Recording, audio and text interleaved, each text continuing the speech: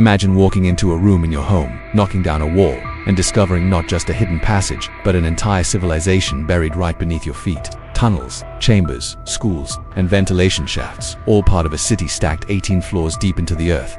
This isn't science fiction. This is Derinkuyu, a massive underground metropolis in Turkey that could shelter 20,000 people. And the most chilling part, no one knows who really built it or why they needed to hide so deep beneath the surface. Some say it was for protection, some say it was out of fear, and others whisper that the reason was something far older and far more terrifying. The story begins in 1963 in the Cappadocia region of Turkey. A local man, while renovating his home, knocked down a wall in his basement. He expected to find solid rock.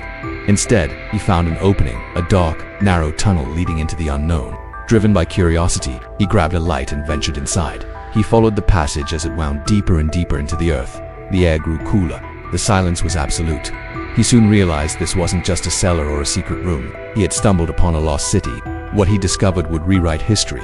Archaeologists began excavating, and what they unearthed was staggering.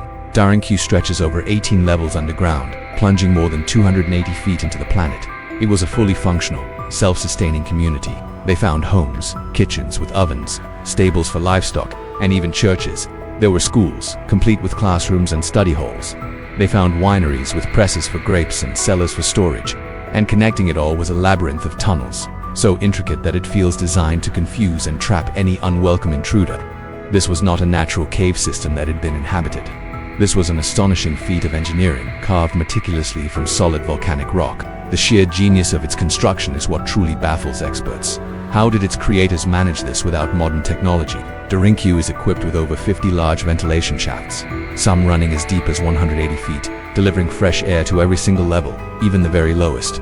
This system is so efficient that it works perfectly to this day. Wells were dug to provide clean drinking water, ensuring the inhabitants wouldn't need to risk going to the surface. But the most impressive features are the doors. Massive, circular stone doors, weighing hundreds, even thousands, of pounds, could be rolled into place from the inside, sealing off entire sections of the city. These weren't just doors, they were pressure-sealed barricades, impossible to move from the outside. Some tunnels stretch for miles, connecting Derinkuyu to other similar underground cities in the region, forming a vast subterranean network. And then there's the stone itself.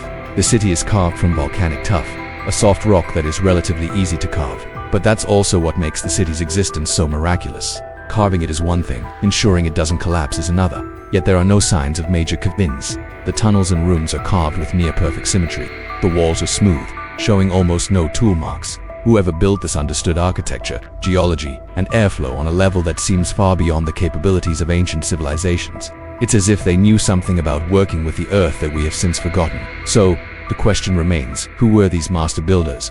The most common theory, the one you'll read in most history books, is that Derinkuyu was expanded and used by early Christians in the Byzantine era, around the 7th and 8th centuries. They were fleeing persecution from Roman soldiers and later, Arab invaders. It makes sense. The city is a perfect hiding place. But there's a problem with this theory.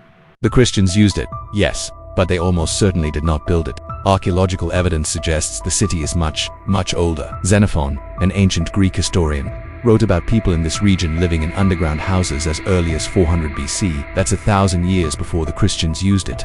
Another popular theory points to the Hittites, a powerful empire that dominated this region around 1600 BC. They were advanced, they were organized, and they had the manpower. But again, there's a flaw. While the Hittites were great builders of forts and temples above ground, there is absolutely no evidence, no historical record, no other archaeological site that suggests they ever built complex cities underground. It simply wasn't their style. This leads us to a third, more radical theory.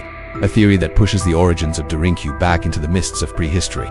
Some researchers suggest its oldest sections could date back 12,000 years, to the end of the last ice age. This would make it a contemporary of Göbekli Tepe, another mysterious and impossibly ancient site in Turkey that shattered our understanding of the Neolithic era. If this is true, Derinkuyu wasn't built by a known civilization.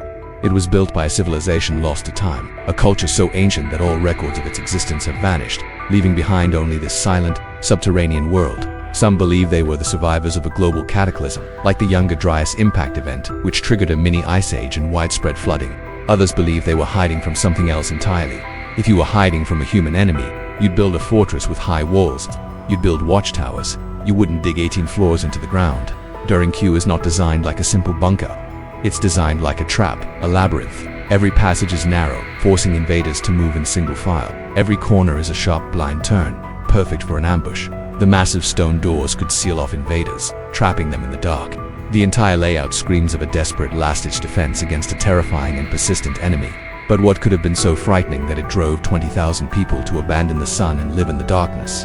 This is where the story takes a turn into the realm of myth and legend. Local folklore is filled with strange tales, legends of watchers from above, of beings who hunted humans, stories of giants who walked the land, and of a time when the surface world was not safe. Could these be folk memories of a real threat? Was the enemy they feared not human at all?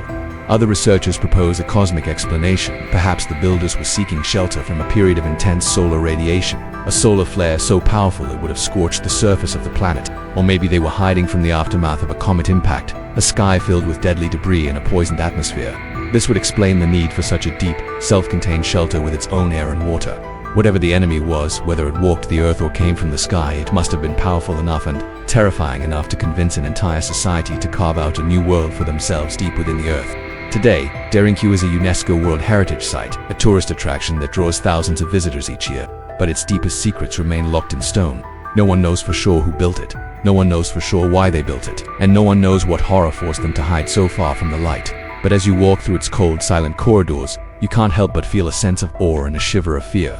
One thing is certain, Derinkuyu was not just a city. It was a refuge. It was a fortress. And it is a message, carved in darkness, from a world we can barely imagine. The past may be buried, but it is never truly gone. Thanks for joining us on this journey into the unknown. If you're fascinated by the secrets hidden in our world's ancient shadows, don't forget to subscribe. There are many more mysteries to uncover.